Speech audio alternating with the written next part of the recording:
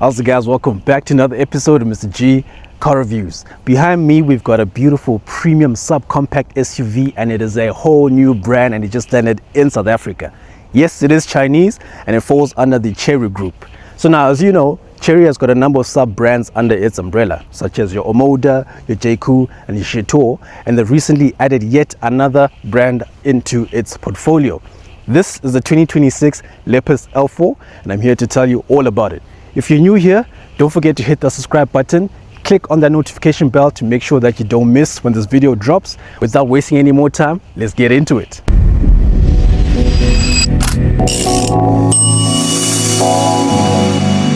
In terms of the design, this car is beautiful. It is very, very unique. I've never seen anything quite like it before.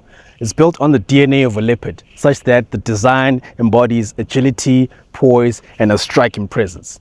In the front, we've got our Lepas badging over here. We've got a front camera to make sure that you don't ding the front as you're parking. And then these grills mimic the spots of an actual leopard. On the sides, we've got these LED daytime running lights, which look like the eyes of a leopard.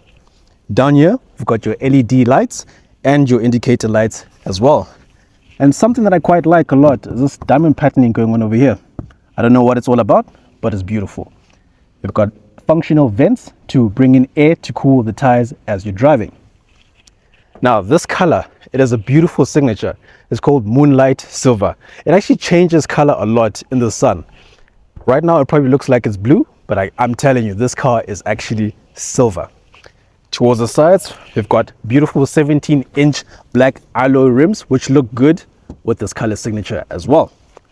On the sides, we've got these foldable mirrors with the camera underneath, which supports a 540-degree panoramic view camera.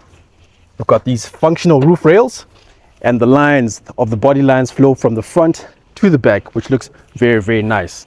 And something that's oddly satisfying, some more diamond patterning. I don't know what's going on, but I like it. One cool feature, the car obviously comes with keyless entry. So let me do this. The car is unlocked. So when I walk away from the car, what's going to happen is the car is just going to lock itself. There we go. Nice. And the closer I walk to the car, come on, unlocked itself. The rear design of the Lepas L4 is my absolute favorite. It's got strong shoulders that mimic the hind legs of an actual leopard.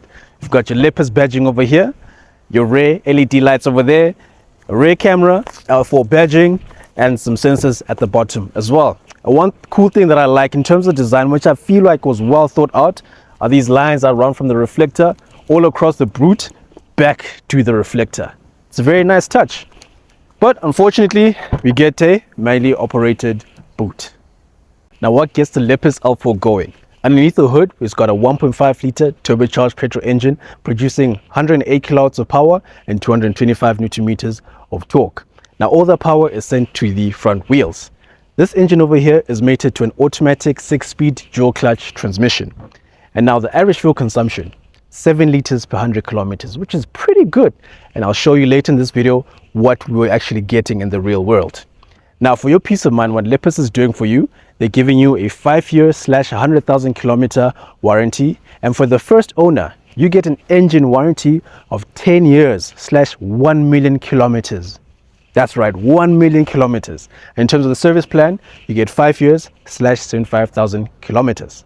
For the 2026 Lepas L4, you get 3 model trims to choose from, starting with the entry-level Allure trim. This trim comes in at just under 300,000 rands, which is a major bargain.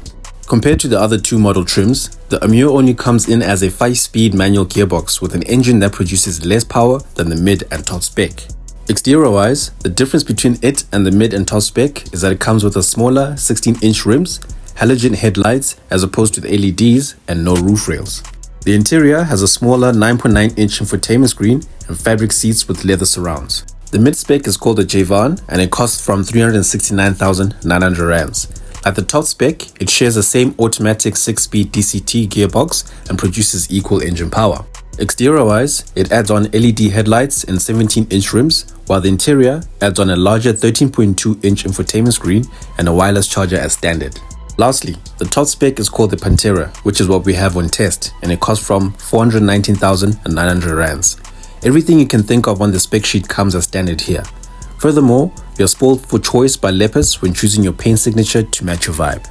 Now let's talk about money. How much will it cost you to get behind the wheel of the Lepas L4? As mentioned, you have a choice of 3 model trims. The Amur going for 299,900 rands, the mid-spec Javan for 369,900 rands, and this top-spec Pantera for 419,900 rands. On finance, with an average interest rate of 11%, a deposit of 10%, no balloon option, for a period of 72 months, you're looking at an average installment of an affordable 5,231 rands for the entry-level L4, then 6,428 rands for the mid-spec, and lastly 7,284 rands for the top spec.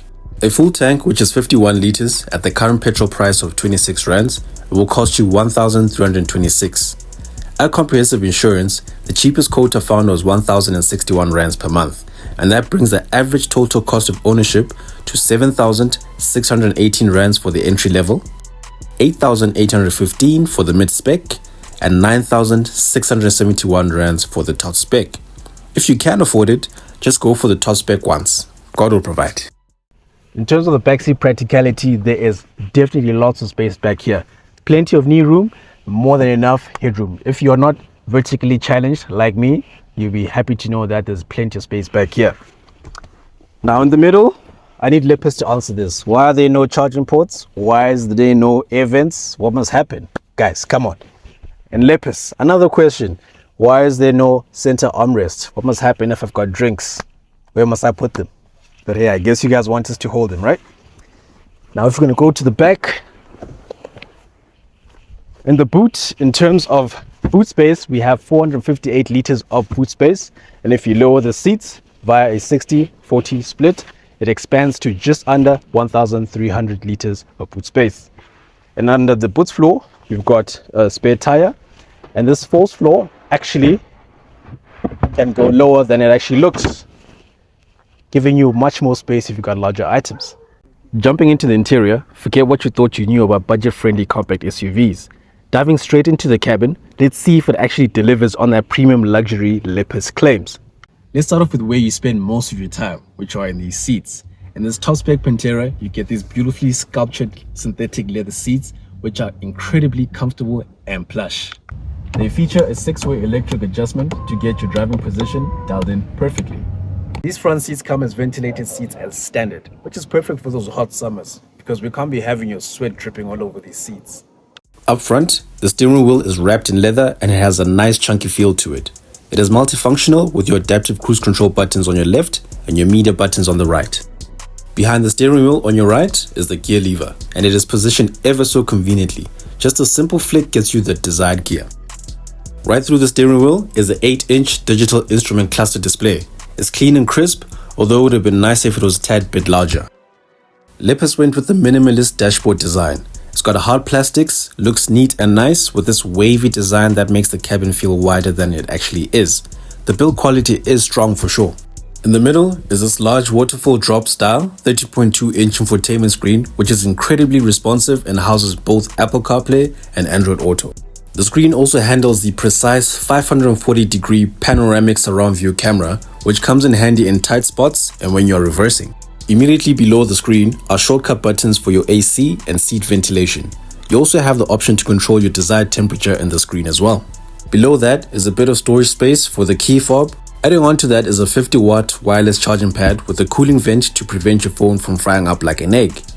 The mode button in the center console is for you to select the desired driving mode between Eco, Normal and Sport. You get 2 decent cup holders and deep armrest storage with charging ports and a 12-volt socket. Now let's focus on what this beauty of a car competes with in its segment, targeting the same value-focused buyers. First in line is the Haval Jolion. It has a 1.5-litre petrol engine, producing relatively the same engine power figures as the Lepas L4. However, the Haval Jolion's fuel consumption is slightly higher and is priced from 348,950 rands, and that's 49,000 rands more than the Lepas L4. However, the Jolion offers a better warranty and service plan package. Next up is the Cherry Tiggo 4 Cross. It too has a 1.5 litre petrol engine producing the same engine power figures as the Lepas L4. It's got lower fuel consumption and is priced better from 279,900 rands, making the starting price of the Lepas L4 20 grand more than the Chery Tiggo 4 Cross. Comparatively, the Chery Tiggo 4 Cross offers the same warranty package but a slightly weaker service plan package. Lastly, we will compare the Lepas L4 to the Toyota Corolla Cross Xi. It houses a 1.8 litre petrol engine producing the same engine power figures as the Lepas L4. It's got lower fuel consumption and is priced from 424,900 rands, making the starting price of the Lepas L4 125 grand cheaper than the Toyota Corolla Cross. The Lepas L4 trumps the Toyota when it comes to the warranty, but lags behind in terms of the service plan packages. It's really tight competition. On paper, the Lepas L4 is better than the Toyota Corolla Cross and the Haval Julian. However, the Chery Tiggo 4 Cross is the better option of the two. But if you're looking for a subcompact SUV that's more stylish than the Tiggo 4 Cross, then the Lepas L4 is the way to go. Now, how does the Lepas L4 actually drive? In the driver's seat, this car is amazing. Super comfortable. You know, with these synthetic leather seats, it soaks you in. Although the leather's a bit on the hard side, but it's a comfortable, hard type of leather, if you know what I mean. You know, it really supports your back, which is very important, especially on long trips, you know. Very nice place to be in. The drive, nice and quiet. Very well insulated in here. You know, you really rarely hear any road noise or any wind noise, you know, especially with the windscreen with the sunroof closed. It's fairly quiet in here. It is very, very quiet in here, you know. This car is literally buzzing right past me and can't even hear much of it. So yeah, the suspension of the car, immaculate. It absorbs all the bumps on the roads, you know. It creates a smooth sensation, which is very, very amazing. You know, that's what really embodies premium subcompact SUV. Because imagine if you're an SUV and were just bumping around, that would not be premium, now would it? So Lepas did a very, very good job in terms of the suspension.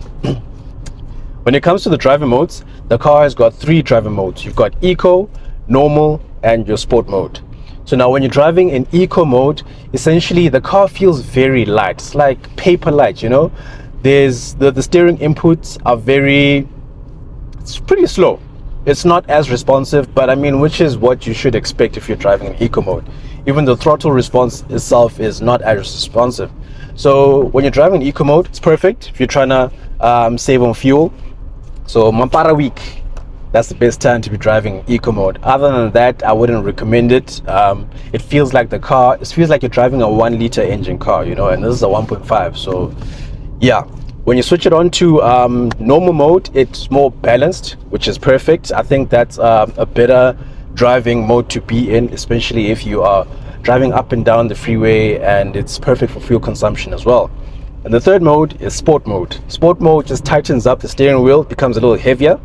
It gives you better throttle response, but it doesn't necessarily drive like a sports car. You know, it just gives it a better feel, you know what I mean? The throttle is better, it's more responsive, but doesn't necessarily mean that it's a sports car. Now, in terms of the fuel consumption, on paper, as I mentioned earlier, the fuel consumption is 7 liters per 100 kilometers. But now, as I'm driving, the average fuel consumption that I'm seeing on the screen here is 7.7 liters per 100 kilometers, which is very, very good. Because normally Chinese cars, the actual fuel consumption that you get is way off from the claimed. So if I'm doing 7.7 and the claimed is 7, that shows that Lepas knows no lies. Now this car has got adaptive cruise control. So basically, if I click on that button over there, one click, and the car will literally steer itself. It'll maintain the speed on its own. My hands are here. The car goes into semi-autonomous mode. It's basically now driving itself and just making sure that it's steering the car within the lanes. It's also maintaining a speed as well, and the camera can see the car that is in front of me. Look at this. Look at this. It's driving itself, man. This is amazing. Lepas L4, hey? For the price that you're paying, just about 400,000 Rand for this top spec, and you're getting all of this. That's amazing. That's amazing. You can't tell me that this car is bad. This is honestly so good. So good. Lepas designed an incredible car over here. Literally just chilling and the car is just driving itself. Check, a feature here. It's maintaining speed. The freeway is about to curve. It's maintaining the lanes. This is amazing. Wow. Wow. This car also comes with voice commands. For example, hello Lepas. Please say it. Please open driver window. Okay. Woo. Hello Lepas. You can tell me. Close driver window. Okay. I mean, why should I use my finger and flick the button to open and close the window when I could just tell the car to do so for me? You know what I mean? Convenience. Convenience. Love it. Let me know, guys, in the comments what you guys think about the Lepas L4. Would you prefer this car over its competitors such as the Haval Julian, the Toyota Corolla Cross, or the Cherry Tiggo 4, and why?